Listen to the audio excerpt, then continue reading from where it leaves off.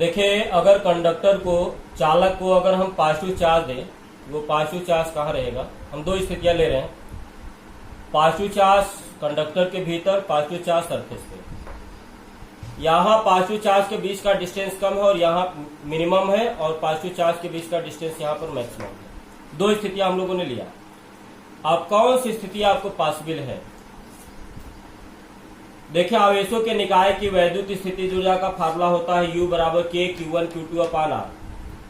यहाँ Q1 Q2 आपको क्या है, ये सभी चार्ज आपको पॉजिटिव है तो पॉजिटिव इंटू पॉजिटिव क्या आएगा? पॉजिटिव।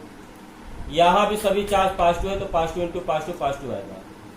यानी U और R में क्या है? उल्टे का अनुपात है।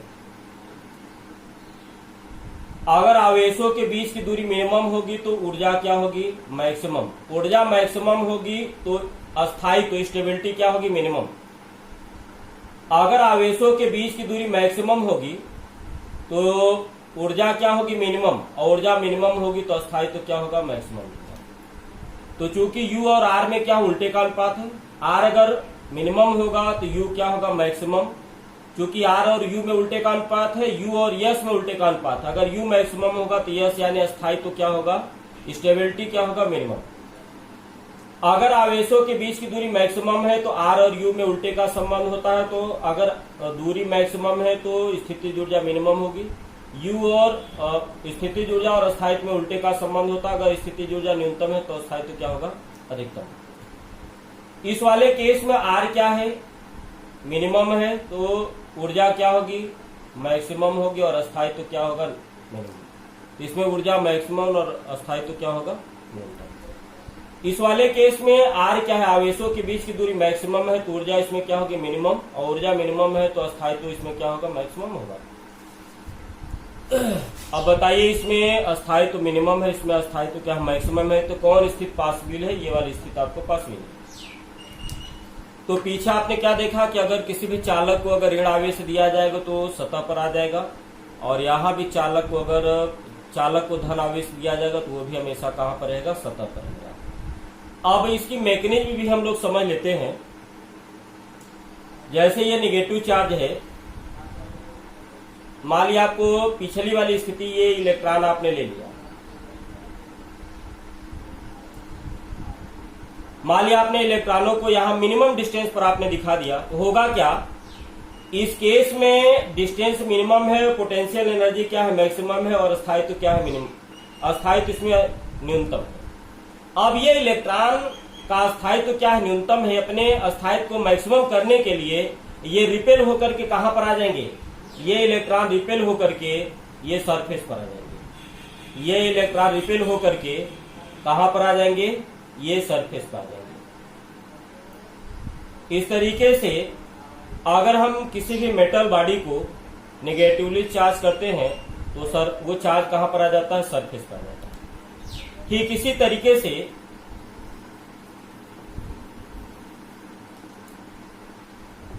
अगर मेटल बॉडी को पॉजिटिव चार्ज देते हैं, ये देखिए पॉजिटिव चार्ज है, इसका मतलब ये क्या है? धनायन है। ये जो धनायन होते हैं ये धातु जालक में क्या होते हैं? ये बंधे होते हैं, यानी ये मूव नहीं कर सकते हैं। अगर ये मूव कर नहीं सकते हैं तो ये धन आपको सरफेस पे कैसे जाएंगे? ये देखिए कैसे जाएंगे। इधर भी आपको सरफेस पर भी क्या है? एटम है, और ये एटम न्यूट्रल है, यानी जितना धन उतना ऋण। यहाँ पे ये जो पॉइंट के रूप में दिखा गया ये इलेक्ट्रॉन है, इलेक्ट्रॉन पे नेगेटिव, एक माइनस। ये भी परमाणु है, जितना धन उतना ऋण। उदासीन परमाणु है, ये भी उदासीन परमाणु है, और ये भी उदासीन परमाणु है। इसमें होगा क्या? देखिए यहां पर इस निकाय की, आवेशों के निकाय की ऊर्जा भी आपने पीछे पढ़ा। आवेशों के इस स्थिति में आवेशों के निकाय की ऊर्जा अधिकतम है और अस्थायित्व क्या? न्यूनतम। इसमें ऊर्जा मैक्सिमम है और अस्थायित्व क्या है? मिनिमम। अब अस्थायित्व, ऊर्जा मिनिमम और अस्थायित्व मैक्सिमम करने के लिए होगा क्या? इसमें ये जो पॉजिटिव चार्ज है, ये जो मुक्त इलेक्ट्रॉन है, ये मुक्त इलेक्ट्रॉनों को क्या करेगा? अपनी तरफ अट्रैक्ट करेगा। ये मुक्त इलेक्ट्रॉन इस तरीके से भीतर की तरफ चलेंगे, ये भी मुक्त इलेक्ट्रॉन भीतर की तरफ चलेंगे, और ये भी मुक्त इलेक्ट्रॉन भीतर की तरफ चलेंगे।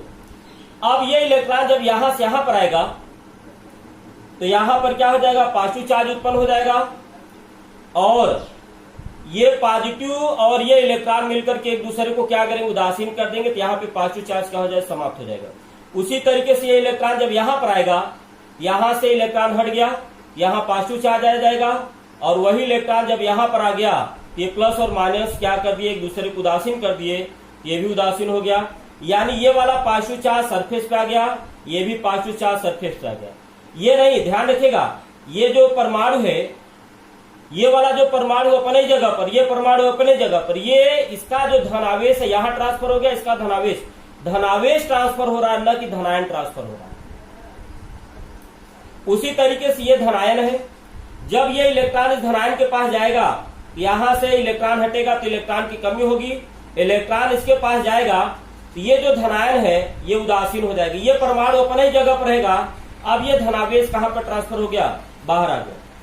उसी तरीके से ये वाला इलेक्ट्रॉन जब यहां पर जाएगा, यहां पर इलेक्ट्रॉन की कमी हो जाएगी, और ये इलेक्ट्रॉन जब यहां पर आएगा तो धन और ऋण एक दूसरे को क्या करेंगे, न्यूट्रलाइज कर देंगे। ये धनायन यानी ये परमाणु अपने ही जगह पर है, ये धनावेश यहां पर ट्रांसफर हो जाएगा। इस तरीके से अगर किसी भी मेटल बॉडी को धनावेश देते हैं तो वो धनावेश कहां पर आ जाता है, सरफेस पर आ जाता है। और ये सरफेस पर किस वजह से आता है, क्योंकि मेटल बॉडी में, कंडक्टर में, चालक में मुक्त इलेक्ट्रॉन होते हैं, और ये मुक्त इलेक्ट्रॉन के मूवमेंट के कारण ये पॉजिटिव चार्ज क्या हो जाता है, सरफेस में मुक्त कर जाता है।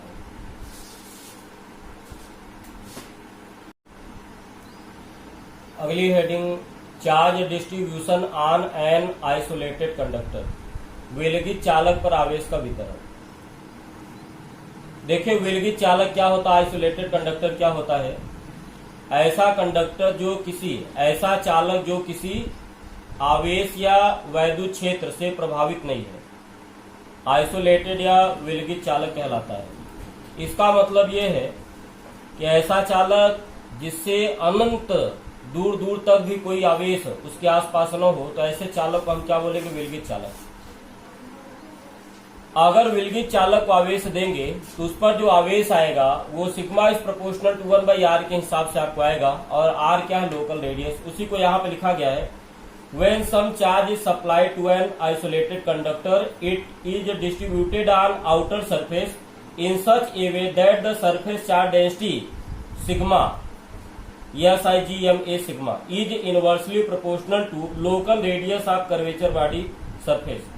इसका मतलब ये हुआ कि अगर हम किसी भी चालक को, जैसे मान लीजिए ये चालक है, अगर हम किसी भी चालक को आवेश देंगे तो आवेश उसके उस चालक के सतह पर इस तरीके से फैलेगा कि जो पृष्ठ आवेश घनत्व यानी सरफेस चार्ज डेंसिटी होगा वो sigma is proportional to 1/r के हिसाब से होगा। इसका मतलब सिग्मा और r उल्टे में है, तो अगर r जहां ज्यादा होगा वहां पर सिग्मा कम होगा, जहां r कम होगा वहां सिग्मा ज्यादा होगा। अगर r 0 को टेंड करेगा तो सिग्मा इनफाइनाइट को टेंड करेगा, r इनफाइनाइट को टेंड करेगा तो सिग्मा 0 को टेंड करेगा। r 0 को टेंड कहां पर करेगा, जहां पर नुकीला पॉइंट होगा, जैसे सुई की नोक है, तो नुकीले पॉइंट पर चार्ज डेंसिटी क्या होता है, बहुत ज्यादा होता है। और r इनफाइनाइट को टेंड कहां पे करेगा, आपको समतल पृष्ठ पर।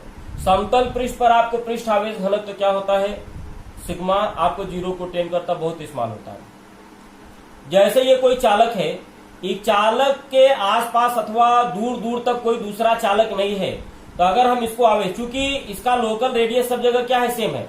लोकल रेडियस हम कैसे निकालेंगे, जैसे मान लिया आपको ये गोला है, इसका इतना पाड़े ले लिया जाए, अब इस पर 2 पॉइंट लिया जाए, इस पर स्पर्शी और परपेंडिकुलर खींचे, तो यहां से यहां तक का डिस्टेंस आपको क्या हो जाएगा, लोकल रेडियस। जैसे मान लिया आपने इतना सरफेस ले लिया, इस सरफेस पे आपने 2 पॉइंट लिया, यहाँ स्पर्शी खींचा, और इन स्पर्शी पर क्या खींचा, लंब। ये लंब जहां पे काटेंगे वही आपको सेंटर हो जाएगा, सरफेस से सेंटर का डिस्टेंस आपको क्या हो जाएगा, लोकल रेडियस। अब इसमें अगर इस तरीके से करेंगे तो हर जगह आपको लोकल रेडियस आपको क्या होगा, सेम, क्योंकि गोला है तो इसमें लोकल रेडियस सब जगह क्या होगा, सेम होगा। तो लोकल रेडियस अगर इसमें सब जगह सेम है तो सिग्मा भी आपको क्या होगा, यूनिफॉर्म होगा, यानी एक समान होगा। एक समान का मतलब यह है कि सब जगह चार्ज डेंसिटी, कहीं घनत्व ज्यादा कम नहीं होगा, बल्कि सब जगह एक जैसा होगा। लेकिन यहां पर देखिए, यहां पर आपको ये ऐसा पिंड हमने लिया है जिसका लोकल रेडियस अलग अलग जगहों पर अलग अलग है। जैसे अगर हमने इतना सरफेस ले लिया तो इसका लोकल, इसका अगर हम इतने पार्ट का अगर गोला बना तो ये छोटा सा गोला बनेगा, ये इसका लोकल रेडियस हो गया, ये इसका लोकल रेडियस हो गया। अगर हम इतना सा पार्ट लेते हैं और इसका गोला बनाते, इतने पार्ट का गोला बनाते तो आपको इतना बड़ा गोला आएगा, और ये इसका क्या हो गया, लोकल रेडियस हो गया, ये लोकल रेडियस। चूंकि ये रेडियस कम है, ये रेडियस ज्यादा है, क्योंकि सिग्मा और आर क्या है, उल्टे अनुपात में है। यहाँ रेडियस क्या है, सबसे कम है, इसलिए यहाँ चार्ज डेंसिटी सबसे ज्यादा होगी, यहाँ चार्ज सबसे पास पास में होंगे। उससे लोकल रेडियस ज्यादा यहाँ पर है, इसलिए इससे ज्यादा चार्ज, इससे थोड़ा सा कम चार्ज डेंसिटी यहाँ पर होगी। और इतना सरफेस लिया जाए तो इसका इतना बड़ा गोला बनेगा, इसकी रेडियस थोड़ा सा और ज्यादा होगी, इसलिए यहाँ पर सरफेस चार्ज डेंसिटी क्या होगी, उससे कम। तो यहाँ पर लोकल रेडियस सबसे कम है, इसलिए सबसे ज्यादा सरफेस चार्ज डेंसिटी, उससे थोड़ा सा लोकल रेडियस यहाँ ज्यादा है, उससे थोड़ा सा सरफेस चार्ज डेंसिटी यहाँ पे कम, और उससे ज्यादा लोकल रेडियस आपको इसकी है, इसलिए सबसे कम सरफेस चार्ज डेंसिटी आपको इस सरफेस पे आएगी। तो यहाँ पर कहीं सरफेस चार्ज डेंसिटी ज्यादा है, कहीं आपको कम है, तो यानी आपको एक समान नहीं, नॉन यूनिफॉर्म। और आपको बता दें, ये sigma is proportional to 1/r rule ये तभी वैलिड है जब कंडक्टर क्या होगा, आइसोलेटेड, यानी उसके आसपास दूर दूर अनंत तक कोई दूसरा चार्ज न हो तभी। और कंडक्टर के भीतर ई शून्य, वैद्युत क्षेत्र शून्य होने के लिए E is proportional to 1/r होना आवश्यक है। यानी आपको कंडक्टर के भीतर में वैद्युत क्षेत्र तभी शून्य होगा जब आपको उसके आसपास कोई दूसरा आपको आवेश, अनंत तक कोई दूसरा आवेश न हो, यानी उस पर जो चार्ज है इस तरीके से फैला हो कि वो sigma is proportional to 1/r हो, तब कंडक्टर के भीतर आपको वैद्युत क्षेत्र क्या होगा, शून्य। यहां भी कंडक्टर किसी भी शेप का हो, वैद्युत क्षेत्र यहां भी शून्य होगा, वैद्युत क्षेत्र यहां भी शून्य होगा। लेकिन आपको बाहर, कंडक्टर के बाहर वैद्युत क्षेत्र आपको शून्य नहीं होगा। अगला ये है, लेकिन अगर इन कंडक्टर के आसपास कोई दूसरा चार्ज आ जाए तब आपको इनमें प्रेरण की घटना होगी, जिसके कारण आपको ये जो चार्ज है वो किसी एक तरफ आपको शिफ्ट हो जाएगा। तो इंडक्शन इफेक्ट, प्रेरण घटना के कारण कंडक्टर पर charge sigma is proportional to 1/r के अनुसार वितरित नहीं होगा। इस स्थिति में कंडक्टर के भीतर वैद्युत क्षेत्र शून्य हो यह भी आवश्यक नहीं। तो अगर हम इसके पास में अगर हम कोई पॉजिटिव चार्ज रख देंगे, ये पॉजिटिव चार्ज आपको सब इधर शिफ्ट हो जाएंगे। जैसे फॉर एग्जाम्पल ये पॉजिटिव चार्ज लिया, अब आपको अगर पॉजिटिव चार्ज के बगल में ये चार्ज पॉजिटिवली चार्ज कंडक्टर को रखा जाएगा, ये पॉजिटिव चार्ज आपको इधर को शिफ्ट हो जाएगा। अब यहाँ पर सिग्मा यूनिफॉर्म नहीं रह जाएगा, और ये सिग्मा 1/r के हिसाब से भी आपको ये डिस्ट्रीब्यूट नहीं होगा। ठीक है,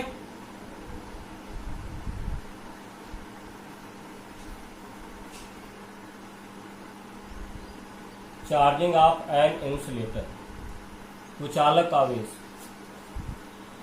कुचालक आवेशन।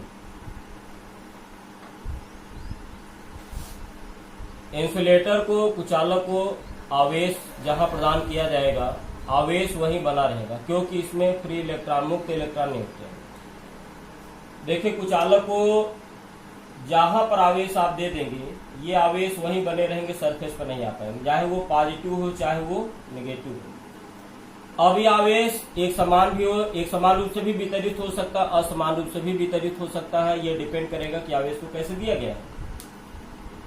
आवेशन की विधियां, अब किसी आवेश, किसी भी पदार्थ को कितने तरीके से, कितने विधियों से आवेशित किया जा सकता है, उसको हम अध्ययन करेंगे। तो आवेशन की विधियां, मेथड ऑफ चार्जिंग, तो किसी पदार्थ को 3 विधियों द्वारा आवेशित किया जा सकता है। पहला घर्षण द्वारा, बाई फ्रिक्शन, संपर्क या चालन द्वारा, बाई कांटेक्ट या बाई कंडक्शन।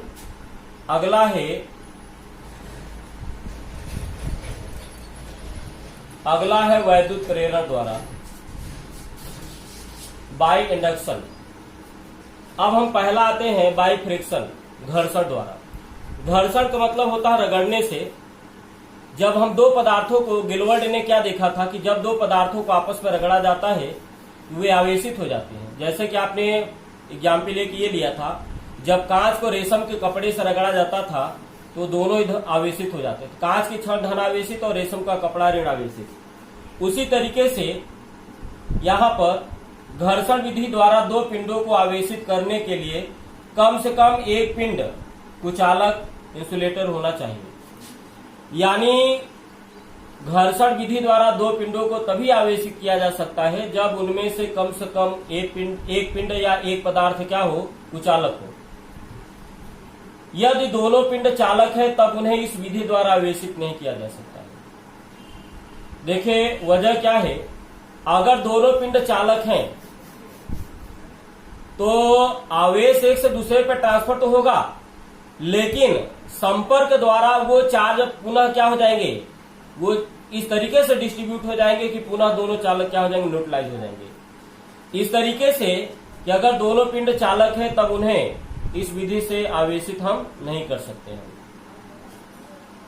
अब देखिए इसमें होता क्या है, जब दो पदार्थों को आपस में रगड़ते हैं तो एक पदार्थ से इलेक्ट्रॉन निकल के दूसरे पदार्थ पे ट्रांसफर हो जाता है, और जिस पदार्थ से इलेक्ट्रॉन निकलते वह धन आवेशित और जिस पदार्थ पे इलेक्ट्रॉन जाते वह ऋण आवेशित हो जाता है। जैसे मान लिया आपके पास ये दो पदार्थ है ए और बी, ये दोनों ही कुचालक होने चाहिए या कम से कम एक कुचालक होना चाहिए। जैसे मान लिया दो पदार्थ ए और बी हैं, अब ए और बी को रगड़ा जरा। अब यहाँ पे रगड़ने के पूर्व, घर्षण के पूर्व ये भी उदासीन ये भी उदासीन है, यानी ए का भी चार्ज 0 है, बी का भी चार्ज 0 है, तो टोटल चार्ज क्या हो जाएगा, क्यूए प्लस क्यूबी यानी 0 हो जाएगा। ए का द्रव्यमान मान लिया एम ए है और बी का द्रव्यमान मान लिया एम बी है, तो टोटल मास क्या हो जाएगा, एम टोटल हो जाएगा ए का मास प्लस बी का मास। लेकिन जब इन दोनों को आपस में रगड़ा जाएगा तो ए से इलेक्ट्रॉन दूसरे पे ट्रांसफर होगा, ए से बी पर भी जा सकता है, बी से ए पर भी जा सकता है, डिपेंड करेगा किसका इलेक्ट्रॉन लूजली बाउंडेड है और किसका इलेक्ट्रॉन टाइटली बाउंडेड है। मान लिया आपको ए का इलेक्ट्रॉन लूजली बाउंडेड है और बी का इलेक्ट्रॉन टाइटली बाउंडेड है, तो ए से इलेक्ट्रॉन निकल के बी पे ट्रांसफर होंगे। तो जब ए से इलेक्ट्रॉन बी पे ट्रांसफर होंगे तो ए पे पॉजिटिव चार्ज आएगा, बी पे निगेटिव। मान लिया आपको ए से बी पर आपको कितने इलेक्ट्रॉन ट्रांसफर हो रहे हैं, एन इलेक्ट्रॉन, तो ए पर कितना चार्ज आएगा, प्लस एन इंटू ई, और बी पर कितना चार्ज आएगा, माइनस एन इंटू। जिससे इलेक्ट्रॉन निकलता है उस पर प्लस और जिसपे इलेक्ट्रॉन जाता है उस पर माइनस। इससे एन इलेक्ट्रॉन निकल रहा है तो प्लस एन इंटू, इस पे एन इलेक्ट्रॉन जा रहा है तो माइनस एन इंटू। अब टोटल चार्ज क्या हो जाएगा, QA dash plus QB dash. तो QA dash plus QB dash कितना हो जाएगा, जितना क्यूए डैश प्लस में है उतना क्यूबी डैश माइनस में, तो नेट चार्ज 0 हो जाएगा। अब इससे इलेक्ट्रॉन निकलेगा, इलेक्ट्रॉन का अपना मास होता है। अगर ये एक शुरुआत में ए का द्रव्यमान कितना था, एम ए था, अब इससे एन इलेक्ट्रॉन निकला, तो अगर एन इलेक्ट्रॉन निकलेगा तो एन इलेक्ट्रॉन का द्रव्यमान घट जाएगा, घटने का मतलब माइनस। एक इलेक्ट्रॉन का द्रव्यमान अगर एम ई है तो एन इलेक्ट्रॉन का द्रव्यमान हो जाएगा एन इंटू एम ई। तो बताइए रगड़ने के पश्चात ए का द्रव्यमान हो जाएगा M A minus N into M E, यानी ए का द्रव्यमान थोड़ा सा घट जाएगा। कितना घटेगा, एन इंटू एम ई। लेकिन जब बी पर इलेक्ट्रॉन, बी पर कितने इलेक्ट्रॉन जा रहे हैं, एन इलेक्ट्रॉन, तो बी पर अगर एन इलेक्ट्रॉन जाएगा तो शुरुआत में इलेक्ट्रॉन बी का द्रव्यमान कितना था, एम बी, और बी पर एन इलेक्ट्रॉन गया और एक इलेक्ट्रॉन का द्रव्यमान एम ई है, तो बी एन इलेक्ट्रॉन का द्रव्यमान एन इंटू एम ई हो जाएगा। तो बी पदार्थ का द्रव्यमान कितना हो जाएगा, M B plus N into M E. लेकिन टोटल द्रव्यमान क्या हो जाएगा, M A dash plus M B dash. अगर इन दोनों को जोड़ेंगे तो N into M E minus में और यहाँ पे N into M E plus में है, दोनों एक दूसरे को न्यूट्रलाइज करेंगे तो बचेगा क्या, M A plus M B. अब यहां से देखिए ये इसमें इलेक्ट्रॉन कैसे निकल जाता है। जब हम दो पदार्थों को आपस में रगड़ते हैं तो घर्षण के पश्चात एनर्जी आपको उत्पन्न होती है, और एनर्जी जब इलेक्ट्रॉन को मिलती है तो वो ग्राउंड स्टेट से एक्साइटेड स्टेट में चला जाता है, जिसके कारण आपको ये पदार्थ से ए से इलेक्ट्रॉन निकल करके पदार्थ बी पर क्या हो जाता है, ट्रांसफर हो जाता है।